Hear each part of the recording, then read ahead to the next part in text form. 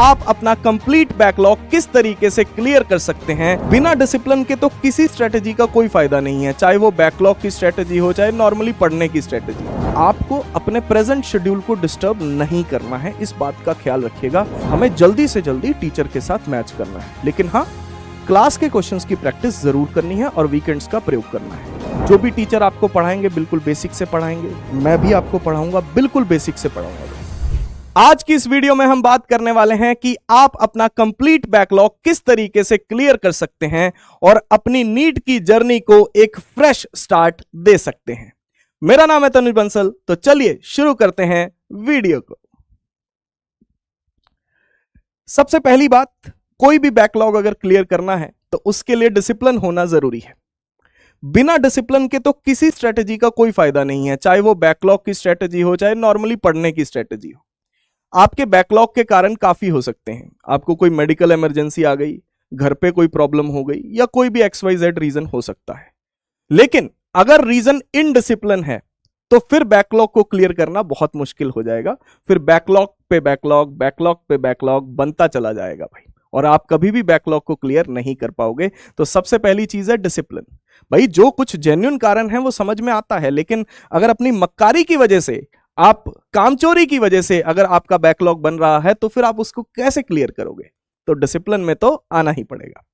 दूसरी चीज, आप एक लिस्ट बनाइए चैप्टर्स की या नंबर ऑफ लेक्चर्स की, कि कितने लेक्चर्स का आपका बैकलॉग है। 20 लेक्चर्स का है, 30 लेक्चर्स का है, 40 लेक्चर्स का है, 50 लेक्चर्स का है। जितने भी लेक्चर्स का बैकलॉग है एक लिस्ट बनाइए। उस लिस्ट से ज्यादा कुछ फायदा नहीं होगा, लेकिन इतना जरूर होगा कि आपके अंदर बैकलॉग क्लियर करने का मोटिवेशन बना रहेगा। जब आपको वो सामने चीज दिखेगी, अरे मुझे ये भी करना है, ये भी पढ़ना है, ये भी पढ़ना है, तो आपका पढ़ने का मन करेगा। आपके अंदर से आएगा कि नहीं भाई, अब पढ़ना पड़ेगा। चाहे पढ़ने का मन करे चाहे ना करे आपको, लेकिन पढ़ना पड़ेगा भाई। तो लिस्ट बनाइए, उस पर लिखिए कि भाई इतना है, और स्ट्रेटजी बनाइए कि इस दिन मुझे इतना बैकलॉग क्लियर करना है, इस हफ्ते में मुझे इतना बैकलॉग क्लियर करना है। कि पूरा लिस्ट आपको बनाना पड़ेगा। अगली चीज, don't disturb the present class schedule if possible. जो आपकी प्रेजेंट क्लासेस का शेड्यूल चल रहा है, कृपया करके उसको डिस्टर्ब ना करें अगर ऐसा पॉसिबल है तो, है ना। जो प्रेजेंट चल रहा है उसको डिस्टर्ब नहीं करना भाई। इसके चक्कर में कुछ लोग क्या करते हैं, पहले बैकलॉग क्लियर करेंगे फिर जो अभी प्रेजेंट चल रहा है वो पढ़ेंगे। तो फिर वो बैकलॉग, जो बैकलॉग है वो तो है ही बैकलॉग, जो प्रेजेंट वाला है वो भी बैकलॉग बन जाएगा, है ना। हाँ, कुछ कुछ जगह पे ये पॉसिबल नहीं हो पाता है, ठीक है ना। जैसे मैं कहूं कि भाई मैं इलेक्ट्रोस्टैटिक्स का एग्जांपल लूं। इलेक्ट्रोस्टैटिक्स में इलेक्ट्रिक चार्जेस एंड फील्ड्स वाला हमारा चैप्टर होता है। उसको पढ़े बिना आप अगला chapter electrostatic potential and capacitance पढ़ ही नहीं पाएंगे। समझ पा रहे हैं ना। तो कुछ जगह पे बैकलॉग के लिए आपको पिछला जो लेक्चर है वो पहले पढ़ना पड़ेगा, फिर प्रेजेंट वाला पढ़ना पड़ेगा। जैसे अगर मैं 11th की बात करूं, तो 11th के केस में सपोज करो, मैं एग्जांपल के तौर पे लेके चलता हूं कि जैसे हम करवाते हैं या मैं करवाता हूं, पहले अपन बेसिक मैथ्स करवाते हैं, फिर अपन वेक्टर्स करवाते हैं, फिर यूनिट एंड डायमेंशन करवाते हैं, और फिर motion in a straight line करवाते हैं। मान लीजिए आपका भी यही शेड्यूल है और आपका जो चैप्टर चल रहा है वो motion in a straight line चल रहा है, ठीक है। तो उसके लिए आपको इन दोनों चैप्टर्स की कोई खास जरूरत नहीं है। वेक्टर्स की तो बिल्कुल भी जरूरत नहीं है उसके लिए, यूनिट एंड डायमेंशन की भी कोई खास जरूरत नहीं है, उसके बिना काम चल जाएगा। यानी कि अगर आप बेसिक मैथ्स करके डायरेक्ट यहां पे जंप करेंगे तो भी काम चल जाएगा। हाँ, बस ये बात याद रखना, क्योंकि अगला चैप्टर आएगा मोशन इन अ प्लेन, अगला चैप्टर आएगा मोशन इन अ प्लेन, तो उससे पहले आपको वेक्टर्स जरूर पढ़ना पड़ेगा। उससे पहले आपको वेक्टर्स जरूर पढ़ना पड़ेगा, क्योंकि मोशन इन अ प्लेन में वेक्टर्स का यूज होगा। तो आप समझ पा रहे हैं कि कई बार क्या होता है कि हमारे लिए पिछला चैप्टर पढ़ना जरूरी हो जाता है उस प्रेजेंट चैप्टर को पढ़ने के लिए। तो उस केसेस को छोड़ के, उन केसेस को छोड़ के आपको अपने प्रेजेंट शेड्यूल को डिस्टर्ब नहीं करना है, इस बात का ख्याल रखिएगा, क्योंकि वरना वो प्रेजेंट वाली चीज भी आपका बैकलॉग बन जाएगी। अगला point, watch lectures eight 1.5x और 2x स्पीड। लेक्चर्स को ज्यादा स्पीड पे देखें। जो नॉर्मल स्पीड है आपके पास रिकॉर्डेड रहती है, रिकॉर्डिंग्स रहती हैं, तो 1.5x पे या 2x पे देखें, समय बचेगा। 2x पे देखोगे तो 2 घंटे का लेक्चर है तो वो 1 घंटे में कवर होगा। अब बहुत सारे बच्चों के मन में डाउट होता है कि सर साथ में नोट्स बनाने हैं या नहीं बनाने। देखो, आपका जो नॉर्मल लेक्चर, प्रेजेंट लेक्चर जो चल रहा है, उसमें तो आपको साथ में नोट्स बनाने हैं, लेकिन जब आप बैकलॉग वाला लेक्चर देख रहे हो उस टाइम पे आप साथ में नोट्स ना बनाएं, ना बनाएं, ठीक है ना, ये जरूरी है।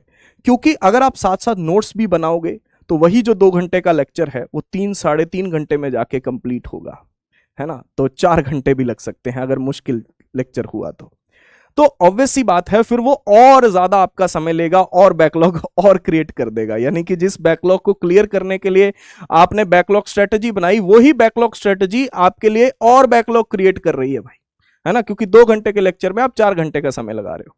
तो इसलिए उस समय नोट्स मत बनाओ। मान लीजिए कि आप वीक के एंड में एक साथ नोट्स बना लीजिए, फटाफट फटाफट लिखते हुए एक साथ नोट्स बना लीजिए, ऐसा कर सकते हैं। या फिर शॉर्ट नोट्स बना लीजिए, short notes only. Short notes में आपको सिर्फ इंपॉर्टेंट कंसेप्ट और फॉर्मूले लिखने होते हैं। क्वेश्चन आप उस लेक्चर की पीडीएफ से कर सकते हैं।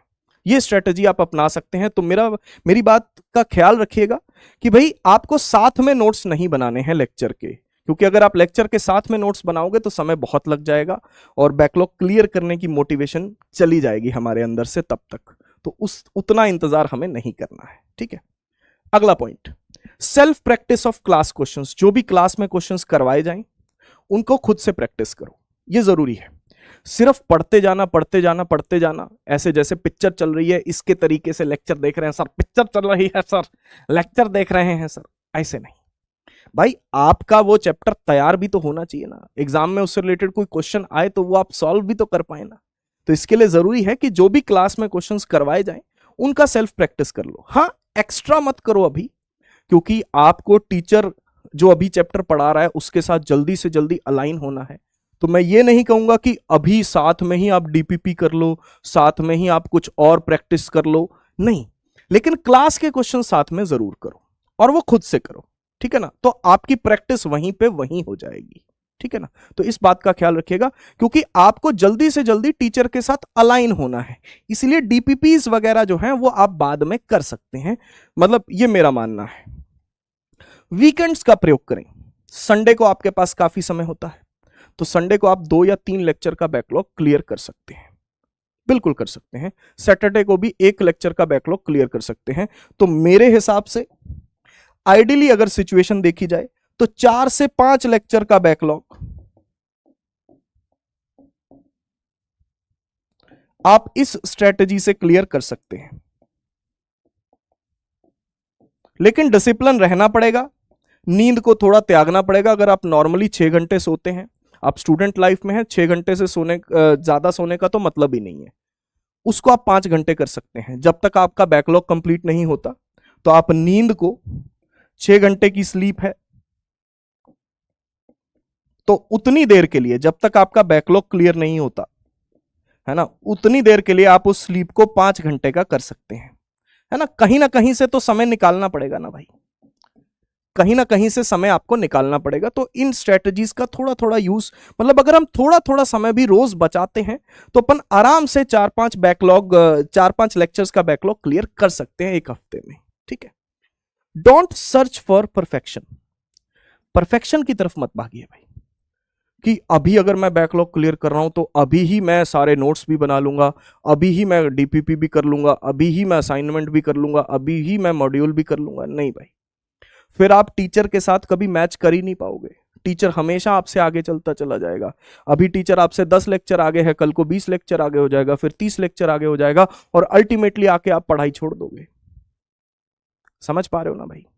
तो बैकलॉग के लिए स्ट्रेटजी अलग है, नॉर्मल जो क्लासेस हैं उनके लिए स्ट्रेटजी अलग है। बैकलॉग का मतलब होता है कि अच्छे से समझ के हमें जल्दी से जल्दी टीचर के साथ मैच करना है, लेकिन हाँ, क्लास के क्वेश्चंस की प्रैक्टिस जरूर करनी है और वीकेंड्स का प्रयोग करना है। हाँ, इससे ज्यादा मैं कहूं कि भाई 10-10 लेक्चर्स का बैकलॉग आपका हफ्ते में क्लियर हो जाएगा, बहुत रेयर ही होता है ऐसा हो जाए। आप करने वाले तो करते हैं भाई, ठीक है ना, करने वाले 10-10 लेक्चर का बैकलॉग भी क्लियर करते हैं, लेकिन ये पर्सन टू पर्सन डिपेंड करता है, ठीक।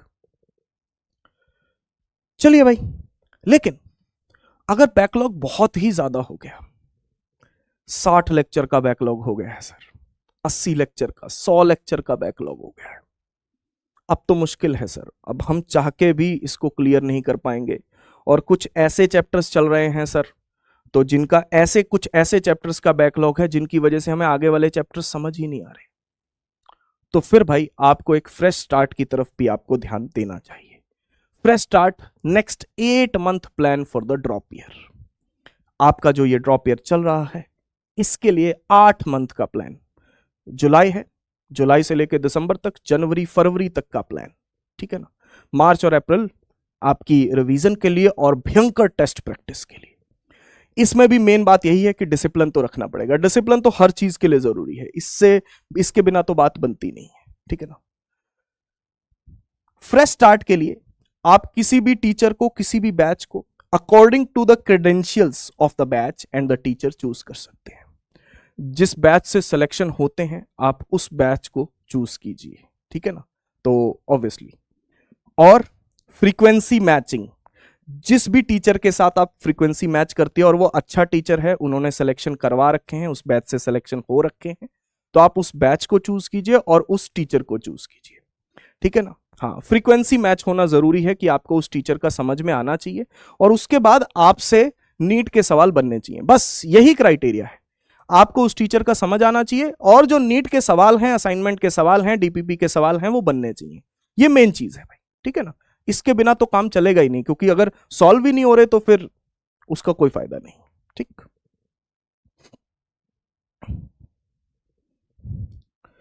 पर सब्जेक्ट टाइम कितना देना है, ठीक है जी, पर सब्जेक्ट टाइम कितना देना है। देखो, हमेशा ये मान के चलो कि फिजिक्स को आपको थोड़ा सा ज्यादा समय देना पड़ेगा, क्योंकि फिजिक्स थोड़ा सा अंडरस्टैंडिंग वाला सब्जेक्ट ज्यादा होता है, तो फिजिक्स को आपको ज्यादा समय देना पड़ेगा। मैं मान के चलता हूं, ठीक है ना, कि आप 7 घंटे पढ़ते हो रोज, क्लासेस के अलावा सेल्फ स्टडी आप करते हो 7 घंटे की, इतनी तो जरूरी है।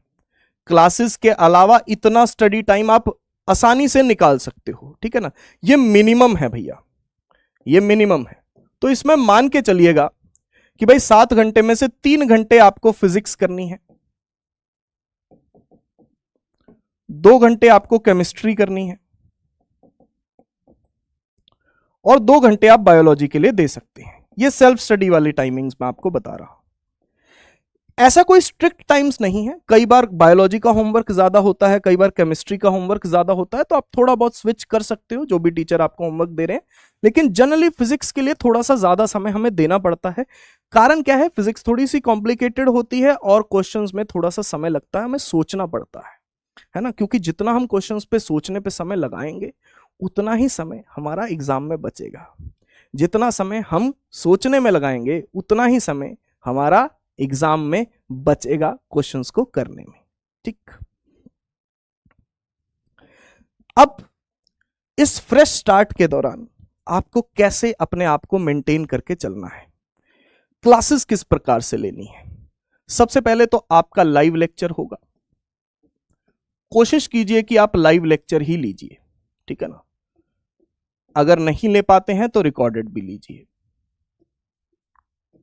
लेकिन कोशिश करें कि लाइव लेक्चर ही लें, क्योंकि ज्यादातर स्टूडेंट्स के अंदर क्या होता है ना कि खुद से पढ़ने का उतना मोटिवेशन कभी आता नहीं है, ठीक है ना। अपन भाई ईमानदारी की बात बता रहे हैं, आप अपने लिए ईमानदार होकर सोचना भाई कि क्या खुद से आप उतना डिसिप्लिन रह पाओगे। अगर आप खुद से उतना डिसिप्लिन रह पाओगे तो भाई रिकॉर्डेड देख लो, वरना फिर लाइव के साथ देखो, और लाइव के साथ फिर आगे के लिए बैकलॉग करने के लिए कुछ नहीं बचता भाई आपके पास, कि कहें सर फ्रेश स्टार्ट भी कर लिया है, अब फिर आगे फिर बैकलॉग बन गया है। सर पहले बैकलॉग था इसलिए फ्रेश स्टार्ट किया, ठीक है जी, लेकिन फिर से बैकलॉग हो गया है सर। तो भैया ऐसा ना करें, क्योंकि आपका बैकलॉग हो रहा है, इसीलिए मैं बोल रहा हूं कि आपको रिकॉर्डेड नहीं देखना चाहिए, आपको लाइव देखना चाहिए। लाइव लेक्चर के दौरान आप अपने नोट्स बनाएं। कई बार आप नोट्स उतने नहीं बना पाएंगे लेक्चर के दौरान, थोड़ा बहुत रह जाएगा, तो उसको आप लेक्चर के बाद में लिख सकते हैं फटाफट पीडीएफ में से देख के। नोट्स तो आपको बनाने हैं प्रॉपर, ठीक है ना। साथ में आपको बनाने हैं शॉर्ट नोट्स। शॉर्ट नोट्स आप वीकली बना सकते हैं, शॉर्ट नोट्स रोज बनाने की जरूरत नहीं है, वीकली बना सकते हैं, या जब जो चैप्टर समाप्त हो जाए उसके बाद बना सकते हैं। ठीक है जी। तो उसके लिए रोज अपने को माथापच्ची करने की जरूरत नहीं है कि रोज की रोज हम शॉर्ट नोट्स बना रहे हैं, ऐसी जरूरत नहीं है। ठीक है ना। शॉर्ट नोट्स की जरूरत हमें पड़ेगी किसके लिए? रिवीजन के लिए, है ना। शॉर्ट नोट्स की जरूरत किसके लिए पड़ती है? रिवीजन के लिए पड़ती है भाई। जब भी आपका कोई टेस्ट होगा तो आप उसके लिए फटाफट उसमें से रिवाइज कर पाओगे। जब भी नीट का फाइनल एग्जाम होगा तो उसके टाइम पे आप जो है उसको बना पाओगे। ठीक है ना। शॉर्ट नोट्स मैं लिख देता हूं, वीकली बना सकते हो या फिर चैप्टर के एंड में बना सकते हो। उसके अलावा क्या करना है? क्वेश्चन प्रैक्टिस के लिए डीपीपी होंगी, डीपीपीज आपको करनी है। कोई असाइनमेंट आपके टीचर आपको देते हैं तो आपको वो भी करनी है, उसका भी बैकलॉग नहीं होना चाहिए भाई। सिर्फ लेक्चर का बैकलॉग नहीं होता, जो आप असाइनमेंट अगर आपको मिल रही है और आप असाइनमेंट नहीं कर रहे हो तो वो भी एक तरीके का बैकलॉग ही क्रिएट कर रहा है। ठीक है जी। या फिर आप किसी मॉड्यूल को फॉलो करते हैं, ठीक है ना, तो जो भी है, अकेले डीपीपी से भी काम नहीं चलेगा, असाइनमेंट या मॉड्यूल ये तो आपको साथ में करने ही पड़ेंगे, क्योंकि नीट का पेपर अब उस प्रकार से नहीं है ना, जैसे पहले हुआ करता था। ठीक, तो एक्स्ट्रा प्रैक्टिस की जरूरत है ताकि आपकी स्पीड बढ़ाई जाए। ठीक है ना, ताकि आपकी स्पीड बढ़ सके। क्लास में आपको सब कुछ करवाया जाता है, आपके टीचर आपको सब कुछ करवाते हैं, हर प्रकार के क्वेश्चन प्रैक्टिस करवाते हैं, मैं भी करवाता हूं, हर प्रकार के क्वेश्चन करवाता हूं, लेकिन फिर भी आपको अपनी स्पीड तो बढ़ानी है ना, स्पीड तो बढ़ानी है, तो उसके लिए प्रैक्टिस जरूरी है, और प्रैक्टिस के लिए डीपीपी, असाइनमेंट, मॉड्यूल ये जरूरी है चीजें। ठीक है ना। उसके बाद ये करने के बाद रिवीजन, रोज का जो लेक्चर है वो रिवाइज होना चाहिए। ये आप रिवीजन पहले भी कर सकते हैं, ठीक है ना, इससे पहले भी, डीपीपी सॉल्व करने से पहले भी कर सकते हैं। जो डेली की रिवीजन है वो डीपीपी सॉल्व करने से पहले करनी है, और बिफोर टेस्ट वाली रिवीजन वो अलग है। ध्यान से सुनिएगा, जो डेली की रिवीजन है वो डीपीपी सॉल्व करने से पहले करें, ठीक है जी, और जो रिवीजन टेस्ट से पहले है, ठीक है ना, वो अलग है। ठीक, और वो आप शॉर्ट नोट्स में से कर सकते हो। ठीक, उसके बाद टेस्ट देना है, जरूरी है, कंपलसरी है, इसके बिना बात बनेगी नहीं। अगर आपका टेस्ट का भी बैकलॉग है तो वो भी बैकलॉग में ही काउंट होता है। ज्यादातर बच्चे, अरे सर लेक्चर का बैकलॉग तो सारा क्लियर हो गया था, टेस्ट बचे थे, बस टेस्ट नहीं दिए, इस वजह से सिलेक्शन नहीं हो पाया। क्योंकि आपको पता ही नहीं चला ना, जब तक आपने टेस्ट नहीं दिए, उसको एनालिसिस नहीं किया टेस्ट का, तब तक आपको पता ही नहीं चला कि आपकी गलती कहां पे है। समझ पा रहे हैं? तो टेस्ट कंपलसरी है और उसका एनालिसिस भी कंपलसरी है, उसका एनालिसिस भी आपको करना पड़ेगा, ये जरूरी है। ठीक है ना, फिर जाके आपका कहीं ये पूरा साइकिल कंप्लीट होता है। फिर टेस्ट एनालिसिस करने के बाद आगे के लेक्चर्स, फिर लाइव लेक्चर से शुरुआत करें अगले चैप्टर से, फिर नोट्स बनाएं, शॉर्ट नोट्स बनाएं, डीपीपी करें, रिवीजन करें, टेस्ट से पहले रिवीजन करें। टेस्ट से पहले रिवीजन आप शॉर्ट नोट्स से कर सकते हैं, अगर ज्यादा समय है तो प्रॉपर नोट्स से कर लो, टेस्ट दो, फिर उसके बाद जो है आप एनालिसिस करो। तो ये सारी स्ट्रेटजीज आपको फॉलो करनी पड़ेंगी, ठीक है ना, ये कंपलसरी है भाई, ठीक है ना। और यही सारी चीजें हम करवाएंगे अपने यकीन 3.0 2026 बैच से। यकीन बैचेस की लेगेसी है, सारे के सारे यकीन बैचेस की पिछले 5 साल की लेगेसी है, और 5 साल से भयंकर सिलेक्शन होते चले आ रहे हैं, ठीक है ना। तो यकीन 3.0 में भी यही सारी चीजें आपको करवाई जाएंगी। जो भी टीचर आपको पढ़ाएंगे बिल्कुल बेसिक से पढ़ाएंगे, मैं भी आपको पढ़ाऊंगा बिल्कुल बेसिक से पढ़ाऊंगा भाई, है ना। जो भी पढ़ाई होगी फ्रॉम बेसिक होगी, तो उसके लिए आपको कोई टेंशन लेने की जरूरत नहीं, फ्रॉम बेसिक पढ़ाया जाएगा। क्या सर डीपीपी मिलेगी? हाँ डीपीपी मिलेगी, असाइनमेंट मिलेगी, असाइनमेंट भी मिलेंगी, एक्स्ट्रा क्वेश्चन भी मैं आपको दूंगा, एक्स्ट्रा क्वेश्चन भी मैं आपको दूंगा। और साथ ही साथ अगर नीट 2025 जैसा ही पेपर आता है, अगर नीट 2025 जैसा ही पेपर आता है, तो मैं आपको यह भी बताऊंगा कि किस क्वेश्चन को छोड़ना है और किस क्वेश्चन को करना है। क्योंकि अगर नीट 2025 जैसा पेपर आया ना भाई 26 में भी, तो आप सारे क्वेश्चन नहीं कर पाओगे फिजिक्स के, है ना। तो आपको यह पता चलना चाहिए, क्वेश्चन देखते ही तुरंत यह पता चलना चाहिए कि भाई इस क्वेश्चन को करें कि ना करें, है ना। ऐसा ना हो कि समय वेस्ट हो जाए, तो इसलिए बहुत जरूरी है। तो ये सारी स्ट्रेटजीज आपको बैच के अंदर समय समय पे बताते चलेंगे अपन, ठीक है ना। मेंटरशिप सेशंस होंगे, सारी चीजें होंगी इस बैच के अंदर। आपको अपना पाई पाई आप वसूल कर पाओगे और पल पल की कीमत मिलेगी, पाई पाई की और पल पल की कीमत बैच से आपको मिलेगी, ठीक है जी। तो इन्हीं शब्दों के साथ मैं आपसे विदा लेता हूं। उम्मीद करता हूं कि आपको यह सेशन अच्छा लगा होगा। तो धन्यवाद, बाय बाय, टेक केयर।